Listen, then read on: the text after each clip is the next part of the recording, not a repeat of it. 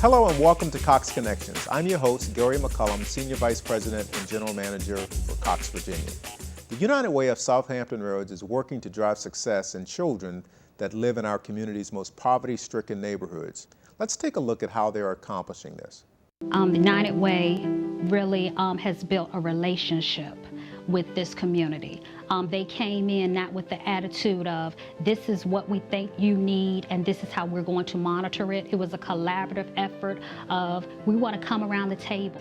I can actually say that was a big difference in this neighborhood, because I noticed that when they put the park out there, the children really came out, because before it was just a field. So I noticed that since they have improved the area for the children to have more activities, then my children do tend to go outside more. They don't have to just be sitting on the porch or sitting in the house dealing with a lot of noise and inappropriate behavior. They have somewhere to go hang out. So it does give you that security of knowing that your child is with responsible adults in an appropriate setting, in a safe, secure setting.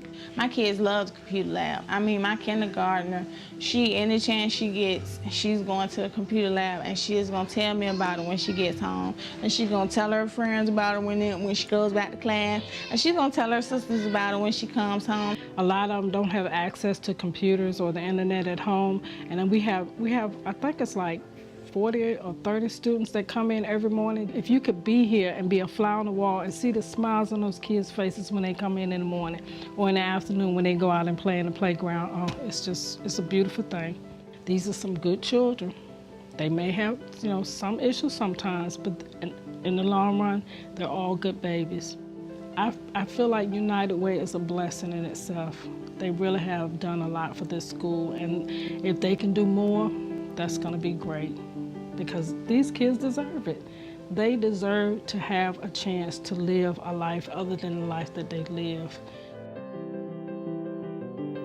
Today, United Way of South Hampton Roads President and CEO Carol McCormick, along with Dr. Alana Baltazar, principal of the PB Young Senior Elementary School, joined me to talk about how they are working together to break the cycle of poverty to ensure the success of our youngest citizens. Thank you for being on the show today. Delighted to be here. Carol, let me start with you. What is United for Children and why was it created? When we started looking at the graduation rate of our kids and realizing that many of the reasons kids don't graduate are because of the types of services that United Way provides, it occurred to us that if we started to align our institutions, not just the United Way agencies, but places like our medical school, our city government, etc., organizations across the community aligned for children's success, that we could break the cycle of poverty and get kids through high school. What are some of the barriers that these children face on a day-to-day basis, and what's the strategy that you're using to overcome those challenges? Sure, the barriers are varied.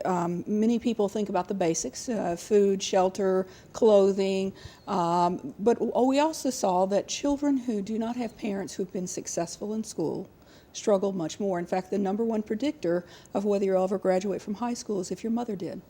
And mainly that's because she can't help you. Not that she doesn't want to help you. She cannot help you with your academics. And so a lot of the work we've been doing is actually supporting teachers and principals like Dr. Balthazar to give them the time with the kids that the kids need. So for example, this year we did a summer school. We had 8 weeks of academics over the summer for these kids, and it was a tremendous success. Dr. Balthazar, what are you seeing? What type of students are you seeing entering at PB Young? I'm seeing students that, as Carol mentioned, come in behind. Therefore, the community partnerships that we have really helped to build a relationship with student achievement in the classroom as a result of the community seeing that there is a need. And the answer to student achievement is right in front of us, as community partnerships and collaboration. Talk a little bit about that summer program that Carol mentioned. Were there improvement? Did the kids come back to school in a better position when they left? Yes, definitely. Our goal was to prevent the summer slippage, because as the research shows, the 2 to 3 months that they're out of school, that's when they lose what they learned throughout the school year. We met the goal. of avoiding summer slippage for 292 students. It's a big deal because I have close to 400 students, and with budgetary issues, we're only allotted 40 to 60 slots per summer based on the budget. And because of the collaboration with agencies and community partnerships, we were able to have close to 292 students, 8 weeks, 5 days a week. And when we gave the before and the after, the pre and the post assessment, we met our goal. We And so did these not have summer students are slippage. coming to school, coming back to school, clearly not feeling the slippage that you typically see, Exactly. but were they ahead? Definitely. Wow. They didn't miss out. They kept going. So Carol, with the success of this initiative at PB Young, what's next? What does the United Way go from here? Well, the first thing is we want to make sure we do right by that neighborhood, in the sense that we want to make sure that we're there, consistent, that we're doing the right types of interventions, and that those interventions are based on what the principal, what the teacher, what the school nurse, and what the parents tell us that their children need. So we're there to serve, not to tell them we've got a program and boy are we going to fix things for you. And then from there we want to make sure that we follow these kids through to other schools such as Ruffner and Booker T, and spread also to other very, very low-income areas throughout Southampton Roads, not just Norfolk, but throughout Southampton Roads. Dr. Baltazar, I'll give you the last word. Okay. We've talked about some of the statistics of what this program has done and how it's worked, but are there any particular stories that you could tell that just kind of give a picture of what this partnership has meant to the students at PB Young? One that really stands out for us is our incentivized field trips, where we hold the students accountable as well as the parents accountable for incentivized enrichment opportunities, where the community partners came in and we took our 5th graders to Washington, D.C. Wow. Where we were driving down the street on the bus and the students were quiet, and we're so close but yet so far.